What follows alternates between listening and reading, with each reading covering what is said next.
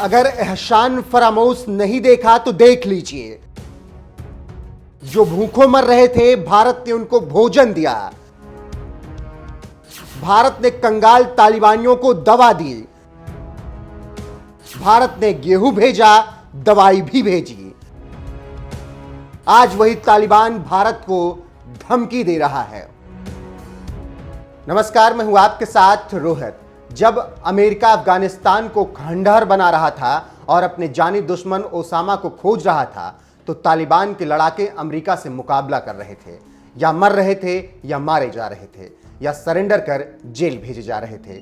आखिरकार अमेरिका को ओसामा मिल गया और अमेरिका का काम खत्म हुआ। अमेरिका चला गया और एक नई सरकार का गठन कर दिया गया।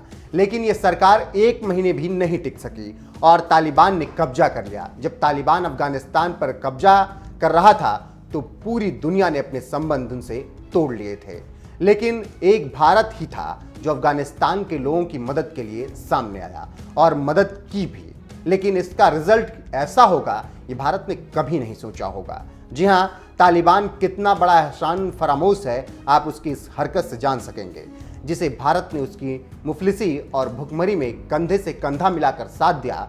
उस तालिबान ने भारत को धमकी देने की हिमाकत की है और तालिबान ने कहा है कि भारत को अफगानिस्तान के पुराने शासकों के साथ कोई संबंध नहीं रखना चाहिए।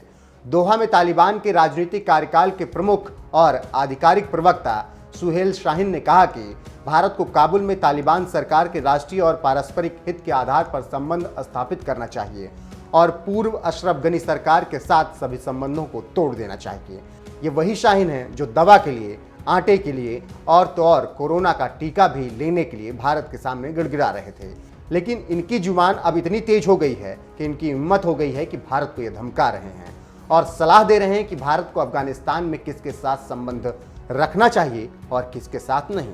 यहाँ पर एक बड़ी जानकारी देते चलें कि पिछले हफ्ते तालिबान के उप विदेश प्रवक्ता भारत के सामने गिड़गिड़ाते हुए कह रहे थे कि हम भारत के साथ संबंध बेहतर बनाना चाहते हैं, इसीलिए दिल्ली काबुल में अपना दूतावास खोले। और अब देखिए कैसे तालिबान प्रवक्ता शेखी भगार रहे हैं और भारत को सलाह दे रहे हैं।